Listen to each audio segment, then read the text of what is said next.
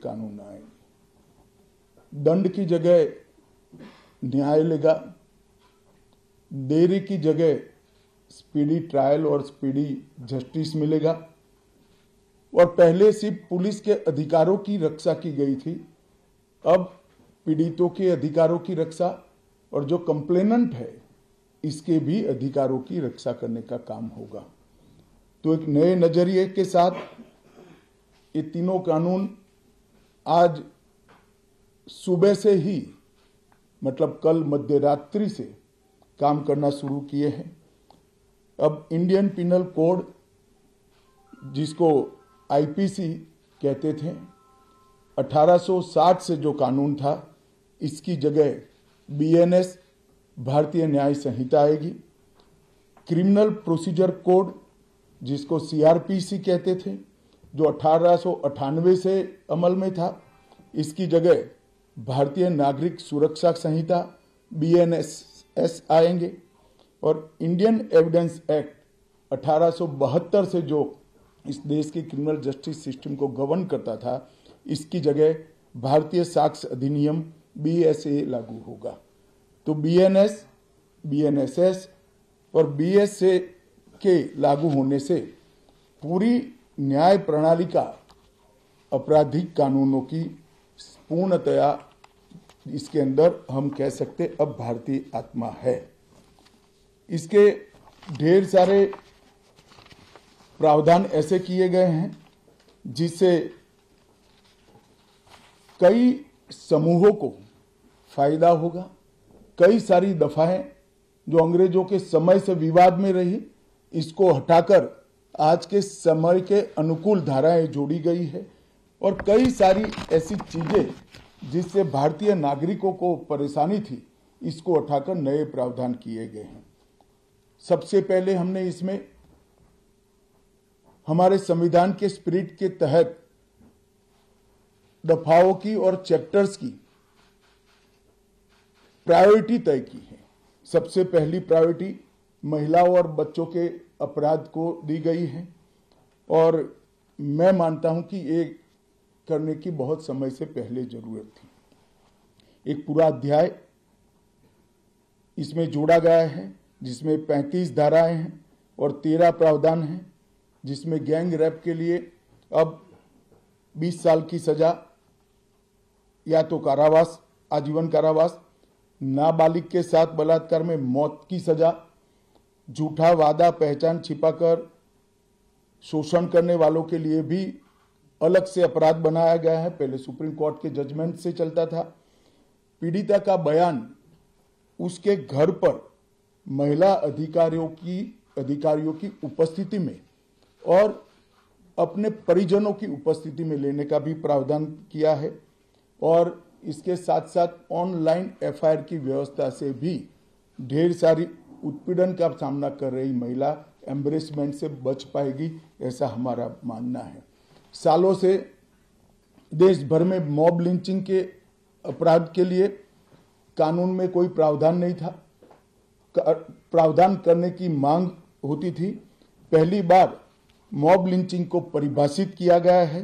नस्ल, जाति, समुदाय, लिंग, जन्म स्थान, भाषा और अन्य कारणों से जो मॉब लिंचिंग होता है, इसमें 7 वर्ष के कारावास से लेकर मृत्यु की सजा और आजीवन कारावास तक इसके अंदर जोड़ा गया है।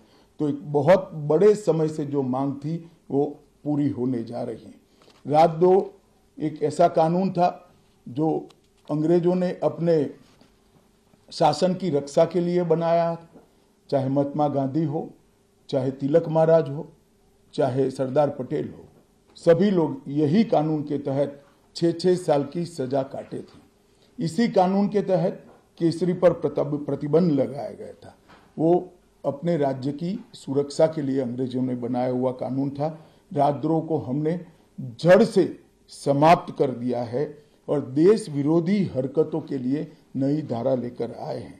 पहले सरकार के खिलाफ स्टेटमेंट देना गुनाह था, अब भारत की एकता और अखंडता को क्षतिग्रस्त करने के लिए ये कानून अमल में आएगा। तो आज़ादी के इतने सालों के बाद ये कानून में बदलाव हुआ है, जो एक बहुत बड़ा परिचायक है हमारे संविधान के स्पिरिट का। मैं आप सभी के सामने बड़े विश्वास के साथ कहता हूं कि ये तीनों कानूनों के पूर्ण स्पिरिट के साथ देश भर में लागू होने के बाद ये कानून सबसे आधुनिक न्याय प्रणाली का सर्जन करेंगे। टेक्नोलॉजी को हमने न केवल अपनाया है, आने वाले 50 सालों तक टेक्नोलॉजी में जो भी अनुसंधान होने की संभावनाएं हैं, इस सबको कानून के अंदर हमने व्याख्या के तौर पर समाहित किया है, जैसे आने वाले समय में भी जो अनुसंधान होंगे वो व्याख्यायित किए गए। ये विश्व की सबसे आधुनिक न्याय प्रणाली बनेगी, इसका मुझे विश्वास है। कंप्यूटराइजेशन की प्रक्रिया ऑलरेडी पूरी हो गई है। 99.9% थाने कंप्यूटराइज हो चुके हैं। ई रिकॉर्ड जनरेट करने की प्रक्रिया भी हमने 2019 से ही चालू कर दी थी। 0 एफआईआर, ई एफआईआर, चार्जशीट और जवाब, ये सभी डिजिटल होगा। किसी को बड़े बड़े जेरोक्स निकालकर करने की जरूरत नहीं है। 1 लाख पेज की चार्जशीट भी एक छोटे से पेन ड्राइव से जजेस के सामने जाएगी और पक्षकर्ताओं को दिए जाएगी। 90 दिन के अंदर इस कानून में पीड़ित को, जिन्होंने न्याय की गुहार की है, उनको अपने केस का प्रोग्रेस ऑटोमेटिकली ऑनलाइन भेजा जाएगा। हमने इसके अंदर 7 साल और उससे ज्यादा सजा वाले सभी गुना में फॉरेंसिक की टीम की विजिट को कंपलसरी कर फॉरेंसिक एविडेंस को कानूनी जामा पहनाने का काम किया है। मैं मानता हूं कि इससे बहुत फायदा होगा। दोष सिद्धि का प्रमाण हम बहुत आगे तक ले जा पाएंगे। साक्ष्यों की रिकॉर्डिंग और जांच पड़ताल में रिकॉर्डिंग की अनुमति दी है। वीडियोग्राफी को सर्च और सीजर के वक्त पर अनिवार्य किया है, जिससे किसी को फंसाने की कोई साजिश न हो पाए। ई बयान बलात्कार की पीड़िता का या छेड़खानी की पीड़िता का ई बयान को भी कानूनी माना गया है और कोर्ट में ऑडियो वीडियो के माध्यम से पेशी करने का भी प्रावधान हमने किया है। ई पेशी में गवाह, आरोपी, विशेषज्ञ और पीड़ित सभी को कानूनी जामा पहनाने का काम किया है। इसमें जो फॉरेंसिक विजिट को अनिवार्य बनाया गया है, इसको हमने दूरदर्शिता पूर्वक काम कर नेशनल फॉरेंसिक साइंस लेबोरेटरी 2020 में बनाकर इसके लिए ट्रेन मैन पावर का सर्जन का काम ऑलरेडी कर चुके हैं। मुझे पूरा भरोसा है कि 3 साल के बाद इस देश में हर साल 40,000 से ज़्यादा ट्रेन मैन पावर का फोर्स हमारी कानूनी क्रिमिनल जस्टिस सिस्टम की सेवा में उपलब्ध होगा।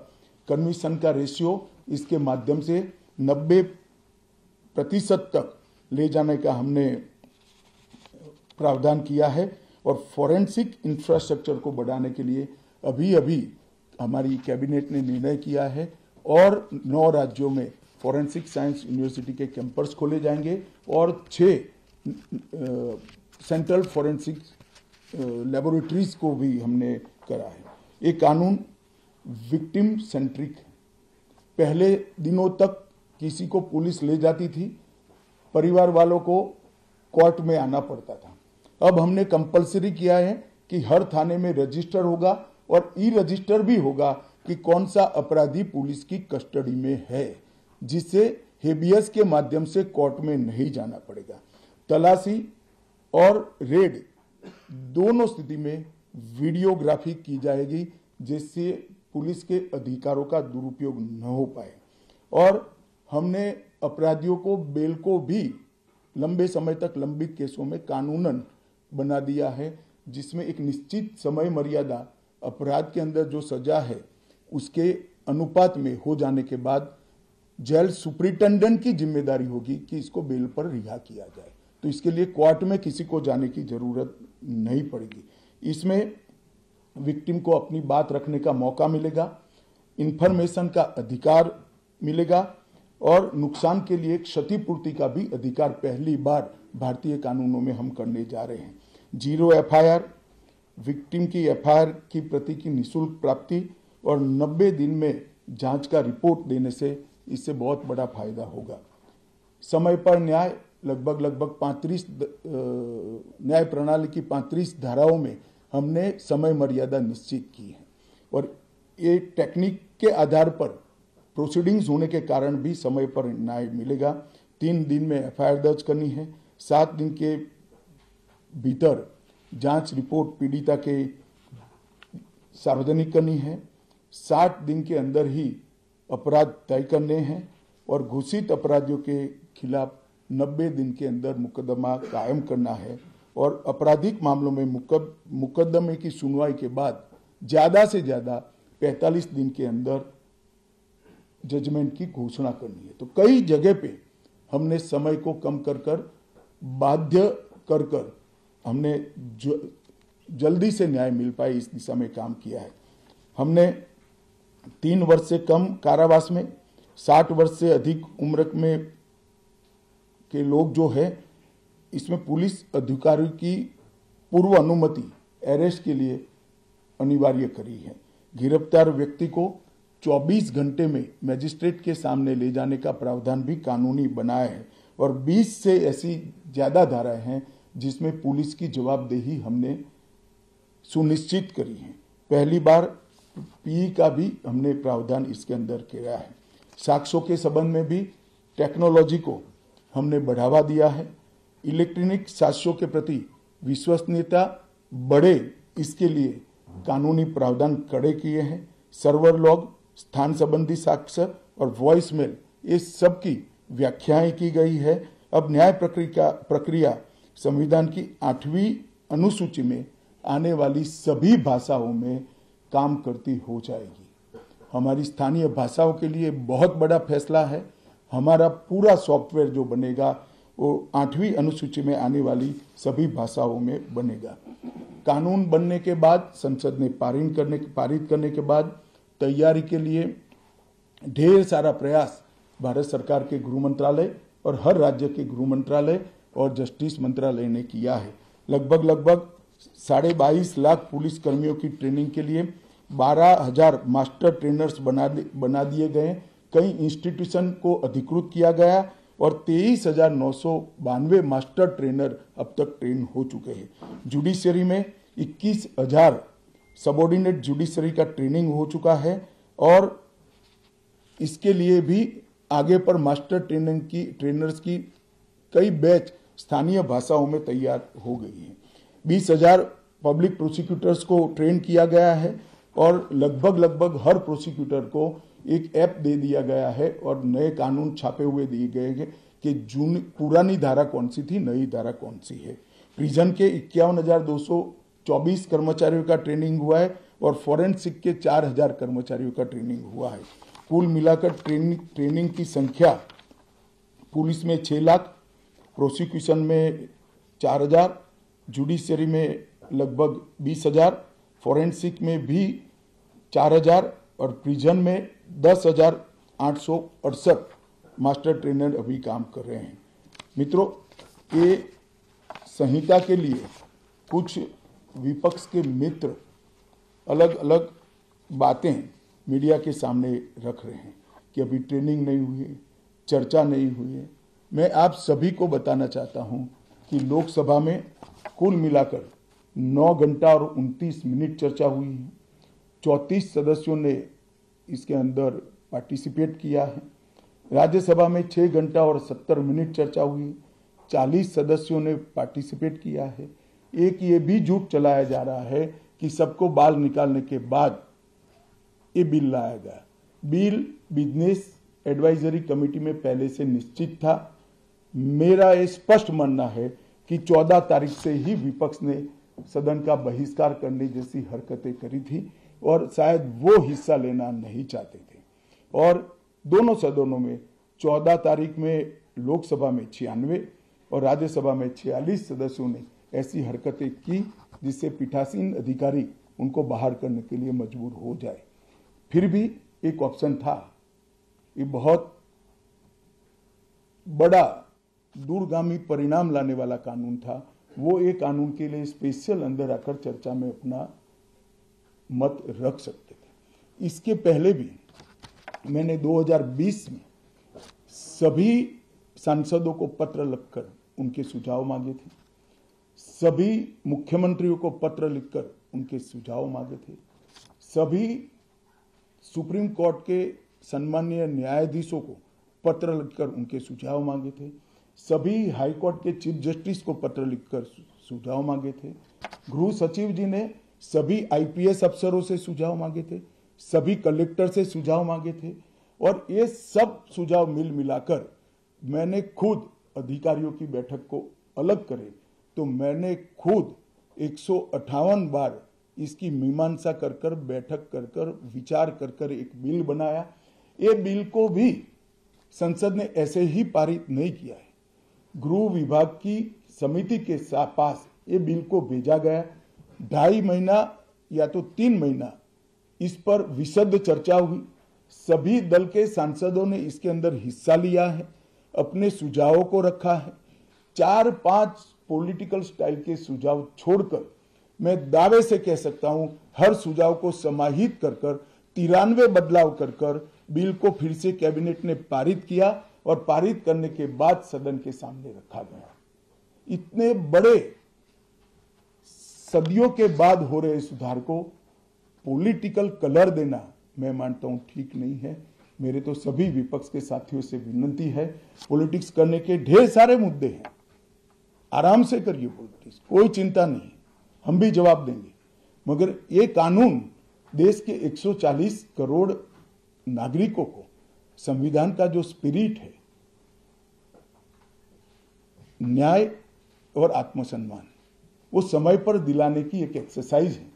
तो आप सभी लोग इसमें कोऑपरेट करिए, और मैं मानता हूं कि जिसको भी कुछ कहना है, मेरा दफ्तर हमेशा खुला है, मैं अवेलेबल हूं। मिलने से पहले रोड पर जाना मैं मानता हूं ठीक नहीं है।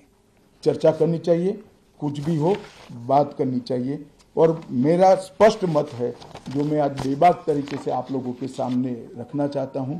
रिकॉर्ड के आधार पर कह सकता हूं, मैं भारत के आजादी के बाद किसी भी कानून पारित कराने के लिए इतनी लंबी चर्चा का प्रोसेस नहीं हुआ है, ये मैं रिकॉर्ड पर कहने के लिए तैयार हूं।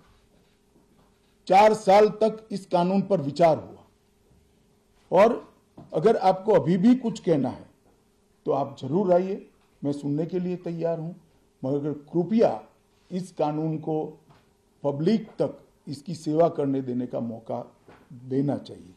समय पर न्याय मिलेगा तो देश का भला होगा, संविधान की सुरक्षा और आत्मसम्मान की भावनाओं को नागरिक प्राप्त कर पाएंगे तो देश का भला होगा। और सबसे बड़ा बदलाव है, हमने थोड़े धैर्य के साथ टीथिंग प्रॉब्लम को देश की जनता ने भी बड़े धैर्य के साथ लेकर सिस्टम को सुधारने का मौका देना चाहिए।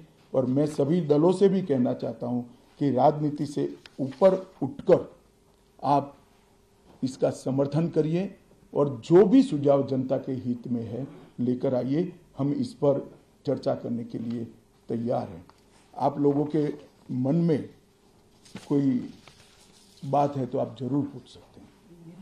सर, मैं नीरज पांडे हूं, एबीपी न्यूज़ से। मेरा सवाल है, सर, पहले के कानून में किसी आरोपी को जब गिरफ्तार किया जाता था तो 15 दिन के रिमांड की व्यवस्था थी। अभी जो नया कानून है उसमें गिरफ्तारी के 60 दिनों तक कभी भी या तो एक साथ या हिस्सों में बुलाकर रिमांड में लिया जा सकता है। इससे फायदा क्या होगा? नहीं, मैं आपको समझाता हूं, ये भ्रांति फैलाई गई है कि रिमांड का समय बढ़ाया गया है। मैं स्पष्ट कर देना चाहता हूं कि नए कानूनों के तहत, बीएनएस के तहत, रिमांड का समय 15 दिन का ही है। मैं आप लोगों के सामने डिटेल में बताना चाहता हूं, आरोपी को आज पुलिस ने कस्टडी में लिया, कोर्ट ने रिमांड दे दी, और आरोपी अस्पताल में भर्ती हो जाता है और 15 दिन तक अस्पताल में रहेगा, तो क्या इसकी पूछताछ ही नहीं होगी?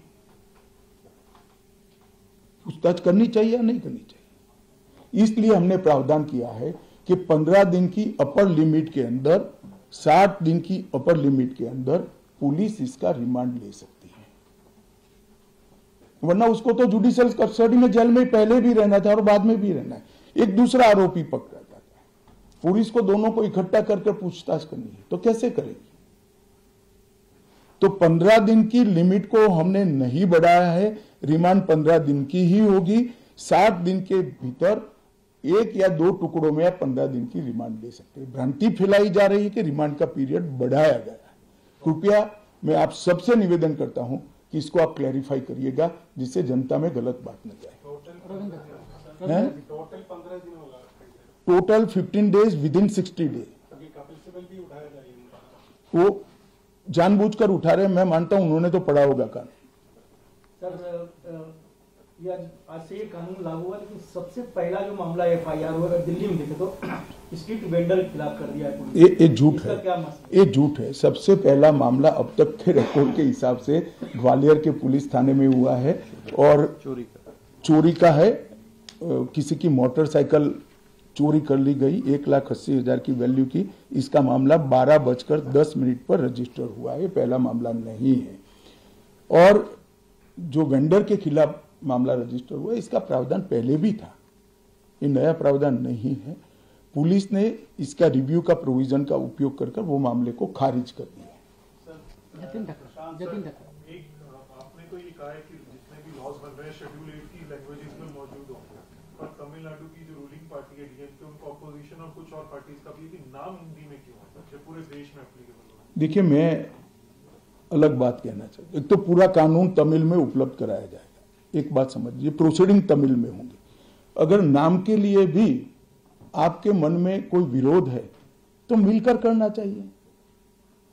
मुख्यमंत्री जी, सांसद, मुझे तो कोई ने ना किसी ने मिलने का समय मांगा है ना कोई मिलने आया है। फिर भी मैं सभी से अपील करता हूं कि जो कुछ भी आपकी ग्रीवेंसीज हैं, या तो ऐसा लगता है कि ये धाराएं जनता की सेवा ठीक से नहीं कर पाएगी, इसको लेकर मुझे मिलिए। कानूनों का बहिष्कार ये रास्ता नहीं है, पॉलिटिक्स करने के ढेर सारे रास्ते हैं। पायल मेहता सर, आपने ये बिल इंट्रोड्यूस किया, उसके बाद ये होम कमेटी में गया, वहाँ पे भी विस्तृत चर्चा हुई, पर विपक्ष में कभी भी जो कुछ नेता है, जो वकील है, वो कह रहे हैं कि इसको सिलेक्ट कमेटी या स्टैंडिंग कमेटी में क्यों नहीं भेजा? इतनी हड़बड़ी क्या थी इस बिल को? नहीं, भेजा ही था, गृह विभाग की संसद की कमेटी में भेजा था, जिसमें सिर्फ चिदम्बरम खुद थे और सबसे ज्यादा हिस्सा लेने वाले सदस्यों में चिदम्बरम साहब थे। और कांग्रेस पार्टी ने पहले चिदम्बरम जी नहीं थे तो उसको रखा स्पेशली। स्पीकर ने अनुमति भी दी कि ठीक है भाई, इनका अनुभव है, लॉयर है, तो असिस्ट करेंगे कमेटी को। स्टैंडिंग कमेटी में नहीं भेजा, सिलेक्ट कमेटी। क्या फर्क पड़ता है स्टैंडिंग कमेटी? इसमें भी प्रो रेटा मेंबर है, सभी दलों के सदस्य थे।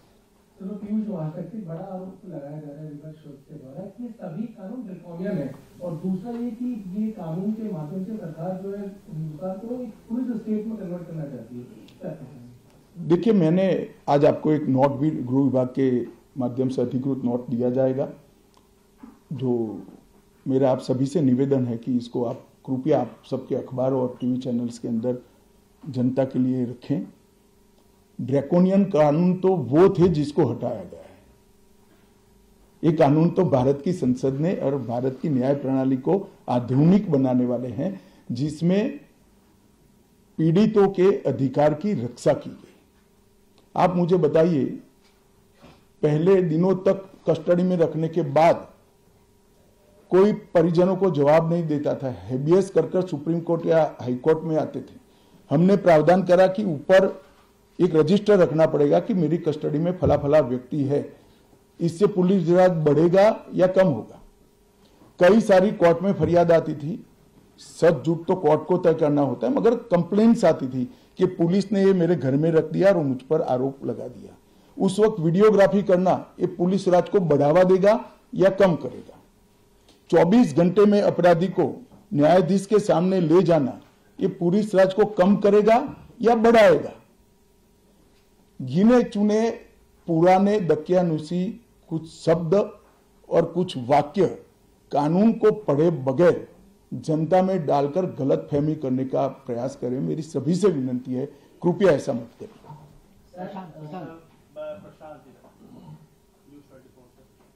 मेरा सवाल ये है कि आप जो कंप्लेनेंट FIR लॉन्च करें, एंड रिजल्ट में उसको जो रिलीफ चाहिए, लंबी लड़ाई होती है, उसके नीचे जो काम करने वाला सिस्टम का ढांचा तो वही है, उसको कैसे उस पर ऐसा नहीं है, सिस्टम के ढांचे पर कोई समय मर्यादा तय नहीं थी। अब पुलिस से लेकर जुडिशरी तक सबकी समय मर्यादा तय हुई है और टेक्नोलॉजी का हम उपयोग कर रहे हैं। आप बेंगलुरु गए हो, आपका गवाही का दिन है तो बेंगलुरु से आप गवाही दे सकते हो, कोर्ट में जाने की जरूरत नहीं है।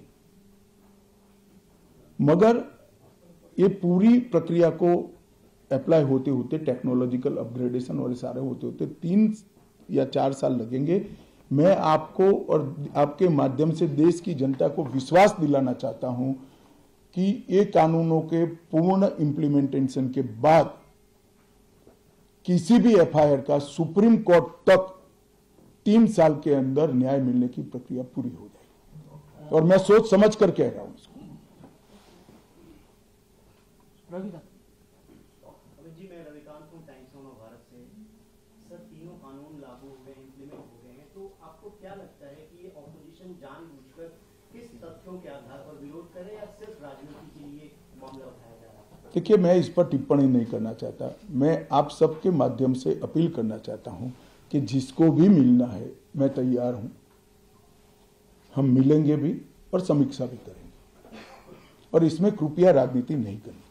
हमें एक जो कंसर्न आ रहा था विपक्ष की तरफ से वो ये था कि पेंडेंसी ऑफ केसेस और 2 पैरेलल क्रिमिनल जस्टिस सिस्टम होंगे, क्योंकि जो पुराने वाले केसेस रजिस्टर हुए हैं वो पुराने केसेस की तरह चलेंगे और जो नए वाले हैं वो नए की तरह। देखिए, जहां तक पेंडेंसी ऑफ केसेस का सवाल है, इस देश में सबसे ज्यादा शासन करने वाली पार्टी कांग्रेस है, तो वो हम पर नहीं मर सकते। पेंडेंसी ऑफ केसेस को कम करने के लिए ही ये कानून लाए हैं। और मैं स्पष्टता कर दूं, पुराने और नए कानून के लिए गुनाह की तिथि 1/7/2024 के पहले की होगी। इसमें पुराने कानून के तहत प्रक्रिया चलेगी और 1/7/2024 के बाद होने वाले हर गुनाह को ये तीनों नए कानूनों के हिसाब से चलाया जाएगा। इसमें कोई कंफ्यूजन नहीं। सर, ये आपने बोला कि तमिलनाडु के एमपीज को अगर नाम से कोई ऑब्जेक्शन है तो वो आके मुझसे मिले, तो क्या अगर वो आपसे मिलेंगे तो क्या इस government open to their suggestion? भैया, मिलने तो दो, वो क्या लेकर आएंगे बताएंगे। तुम यहाँ कहाँ निर्णय करा रहे हो? सर, मैं यतीनपुर न्यूज़ 18 इंडिया से। विपक्षी दल कह रहे हैं कि वो जहाँ उनकी सरकार है वो इस कानून के खिलाफ अपनी विधानसभा में प्रस्ताव पारित करेंगे और राष्ट्रपति तक सुप्रीम कोर्ट में मामला ले जाएंगे। चलो, ये तो लोकतांत्रिक प्रक्रिया है, सबको अपना अपना अधिकार है। सर, आपको सर, इसमें एक जो बात कही जा रही है कि टेक्नोलॉजी का इस्तेमाल होगा और हर थाने तक उनको टेक्नोलॉजी दिया जाएगा, लेकिन अभी भी सब थानों में ये पहुंचा नहीं है, तो कैसे? देखिए, जहां तक थानों का सवाल है, हम 4 साल से काम कर रहे हैं, पूर्णतः नहीं पहुंचाऊंगा, मैं इस बात को स्वीकार करता हूं। इसीलिए इस कानून में हमने प्रोविजन रखा है